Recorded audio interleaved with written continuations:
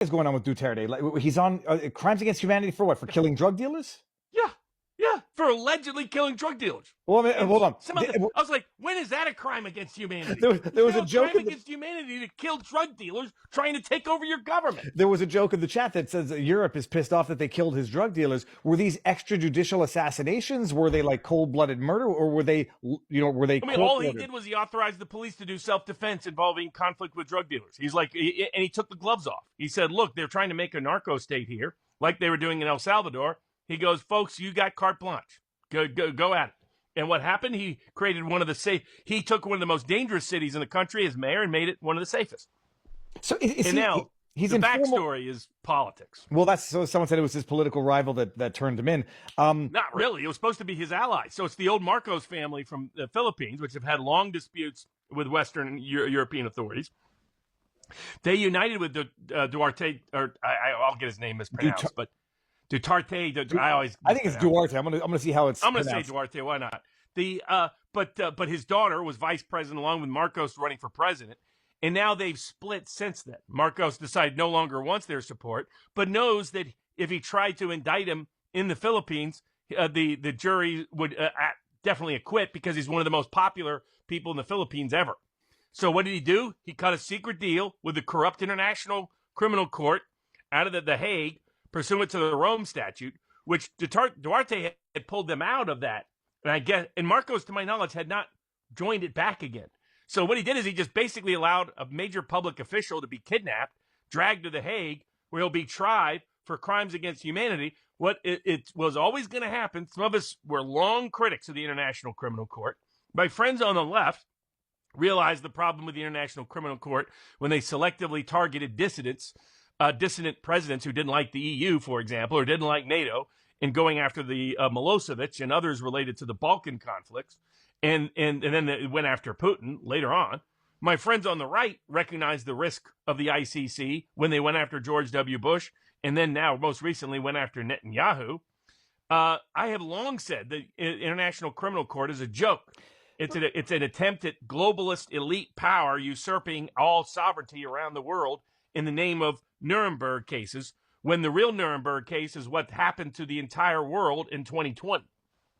I'm going to ask a stupid question because I hadn't been following the story. Did they have possession over? It's Duterte, by the way. Hold on. He came back from Hong Kong. They kidnapped him at the airport and dragged him back to the Hague. Here, listen to this. Duterte.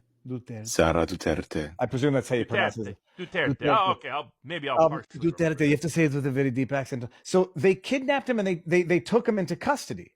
Yeah, they dragged him and flew him off before he could ever fight it in the Philippines, because Marcos had a wink and a nod with the authorities at the ICC. How is this not an international crime against the sovereignty of nations? It is. I mean, that's what she said. The vice president of the Philippines said the daughter said this is an absolute violation of core sovereignty principles. That that we had pulled out of the ICC, so they don't have jurisdiction to begin with.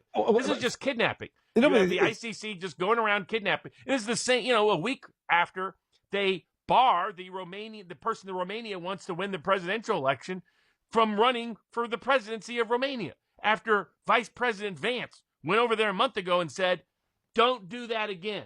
If you're going to have values, anathema to America, then America is not going to be spending its blood and treasure defending you." But also what a message that's sending to Netanyahu, who was contemplating coming to Canada, where they said, they weren't categoric about not letting the ICC detain or arrest. Oh my goodness, that's shocking. It's very dangerous. We should have been out of the ICC. Never supported the ICC. Should have opposed the ICC. Should do further sanctions. President Trump has already talked about sanctioning any support of the ICC. It was opposing it and opposing any money for it, removing any money that was possibly going to it. Remember, Jack Smith famously came from the International Criminal Court, the rogue prosecutor the deep state used to go after President Trump to try to corrupt our elections here. There need to be consequences to this. Duterte, he was a strong ally of President Trump. So it's also a shot across the bow to President Trump. Mm-hmm. So it's a deeply disturbing case that reveals once again why the International Criminal Court shouldn't even exist. And America should do everything possible to eliminate it from existence and have nothing to do with it whatsoever, and start to sanction countries that support it or join it. That would wake them up a bit. I mean, like, look at what Trump has done with tariffs. They play ball, they play games on something else, and he's like, well, you know what? 20% of your economy depends on this. So how are you going to survive? Are you going to back off that attempts to undermine American freedom and liberty around the world? And so I think